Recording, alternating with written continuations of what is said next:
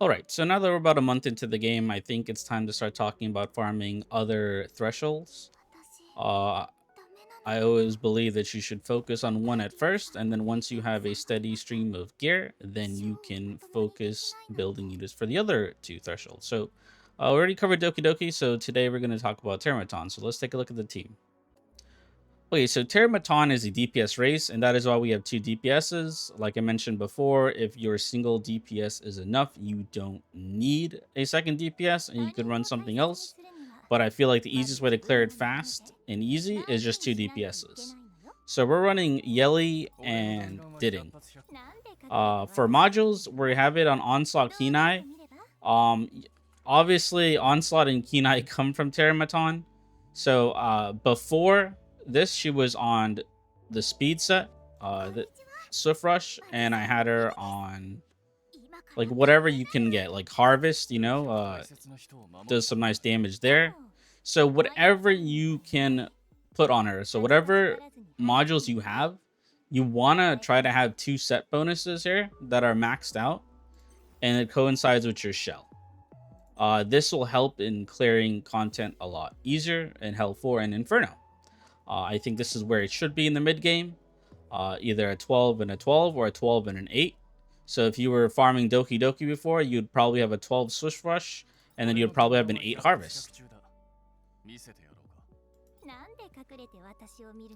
So as for the shell, I'm using Revelation. It does percentage damage, true damage, so I think it's one of the most broken DPS shells in the game. And on Didding, I have this count because I don't have another Revelation that's good enough right now, so we're just using count. And for his modules, we just have him Kenai and Harvest. But like I said, you don't really need this. You just need a decent set. And to be honest, speed is probably going to help you better in this matchup because you'll just lap the boss over and over and be able to defeat him. For our only must-have unit, I personally feel, rather than a role, this unit specifically is very strong in Terramaton. She puts the defense down, which is going to be really key to destroying the boss quick enough. And then she adds vulnerable erosion depending on if they pass their checks. I have her on Swift Rush to be as fast as possible, but do note that you want her to just go right before your DPSs. And if you have like supports that attack that do damage, like Kaz, or let's say someone like Lilith or something that do damage, you don't want them to go after her, right? Because you want this erosion stacks. You see, if they accidentally crit, they're gonna proc this erosion stack, and you want that to be saved for your DPSs. So just note that you just want her to go before your DPSs at, that's like the goal. For the shell, we're using Codex of Magic because it synergizes with the debuff here. It's going to put defense down and probably vulnerable, and then when she goes on her second turn, she's going to launch it again and probably put a bunch of erosion stacks. So it's already a defense down or vulnerable on the opponent. So she's pretty straightforward. So for our sustain, we're running Valerian. I think she's really strong in this fight because of this last skill here. She prevents Terramaton from at least killing your units once, and you must have Deep Sleep maxed out if you're going to attempt to do Terramaton, because you want it to proc at the beginning of battle. If you don't have this maxed out and there's no way you can max it out, then I would either not use her, or I would make her extremely fast with Swift Rush so that she can just put this up in the beginning. But to be honest, the best way to play her is to make her as slow as possible with a lot of HP so that she continuously uses her skill 3 stays on, because if it never becomes her turn, she's still in Hazy Dream form, she'll continuously provide shields and basic buffs to your allies every time they go. For the shell, Artisan, it's not ideally on her, but it does help if your team's a little bit weaker, because what ends up happening, if Terramaton does kill one of your units, she'll break out of her Hazy Dream, and then the shell will proc. But I will say that Artisan specifically should be on one of your supports. Whatever your fifth unit is, or one of your like non-DPS units, I do think Artisan helps a lot in this fight with the shield he provides. The last unit is more of a flex spot, but we're using Chaki the Echo because she provides a turn meter and attack buff, but she also does the the Maria ability here. So this is a flex spot. This could be whatever your team is lacking, whatever you can fill. Later on, she will be replaced, for someone that can remove buffs from Terramaton, because when you're transitioning to Hell mode, or Inferno, you need to strip the boss. So that's why there's like a 5th slot here that may seem redundant, because I'm just throwing it to show you that you guys can clear this with not a hyper optimized team. Make sure your skills, make sure she's fast as possible. I mean, I just don't want to waste this right now, but I would probably pick this up so that she's pretty fast if you're using her. So let's talk about units that are pretty good if you don't have the units I listed above. So you don't have Valerian, you don't have Chiaki, like these SRs, I don't really want to pull on the banners. Well, there's actually units that are probably better than what I listed that I just don't have built. For example, if you don't have Valerian, Kachi the Guard is really good. He provides immunity and defense up, and he extends buffs, which is really strong. Another character that's really good here is, you can use, Kazumi here for your 4th unit. I will be building her soon. You can use Terramaton. She's really good with the turn meter and buffs she can provide. For your healer option, like if you want pure healer, you can just use Shaki the red one. The AoE heal, single heal, and it's pretty good. So there are definitely options, and there are rare units that should probably be explored. But, we're probably used to these games where the rare or the lowest rarity units are not really used. But in this game specifically, they fill a role that higher level units do. So, like, SSRs may be able to outshine them when they're maxed out, because the resources for the lower ones are there in abundance. We can try to experiment more with them, and they can probably help us get through certain areas until our SSRs are fully built. Because you just can't build all the SSR supports. This is why most of these supports you're probably going to see when you're watching videos from content creators are probably SRs and Rs.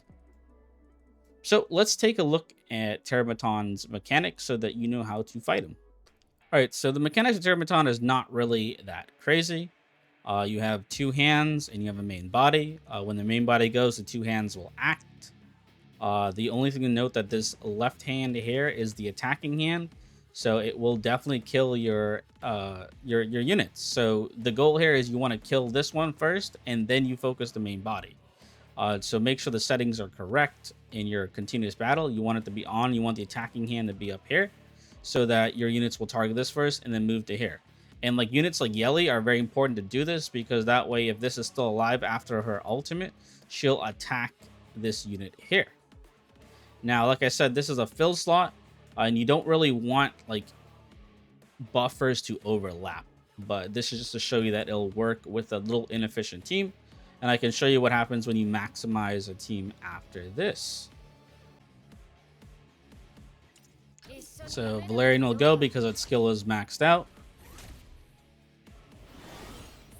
You have your defense down, that way it hits everything. Shaki will push everyone up, and whoever doesn't have attack buff has it now. Now the target's there, so Yeli will attack that unit. Your other DPS will go and attack, and now you can just focus on the hand. Or the main body, I mean. She'll go again because we had Codex of Magic. Look, she puts that erosion on them, and now your DPS are going to do a lot of damage.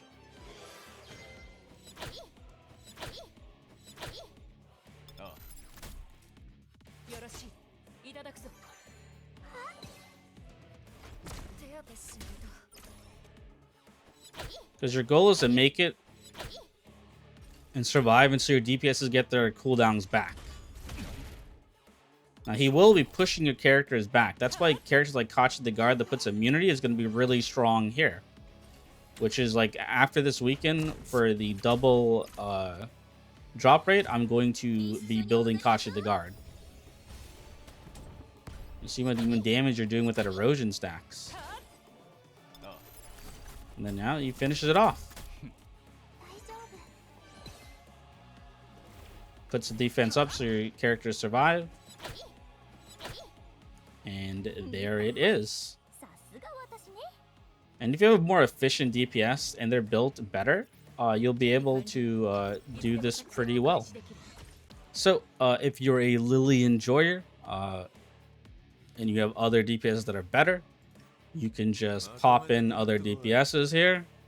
You can then pop out that redundant unit or that free unit, put in your Lily, and this is where you can now just literally race this guy down. You don't even have to worry about the hands.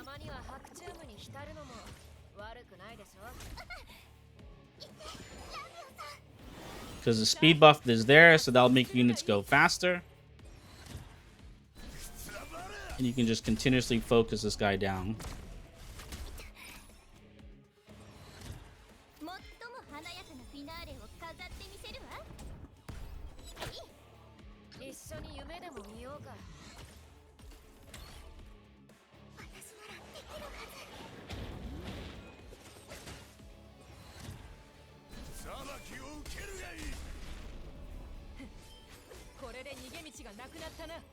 So now you're using units with AoE and single target damage, so you get rid of the hand, you know, accidentally.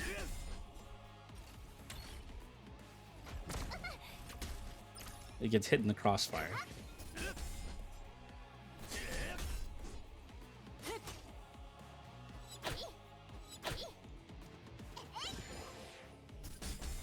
And he's dead. But that's when you have like a really higher powered team. Well, I hope this video helps. I know that these bosses may seem daunting and you may think you need specific units, but more so you just need specific roles. And if you pull that all, a lot of the rare units can help you on your journey. So I know the next one we're going to be talking about is Aurora Hell 4. Hopefully I'll have a video out on that soon. And then after this double drop weekend, maybe I can actually break Inferno with the proper units. So, I'm the Gacha Game Cultivator. Don't forget to like and subscribe, and we'll catch you guys on the next video.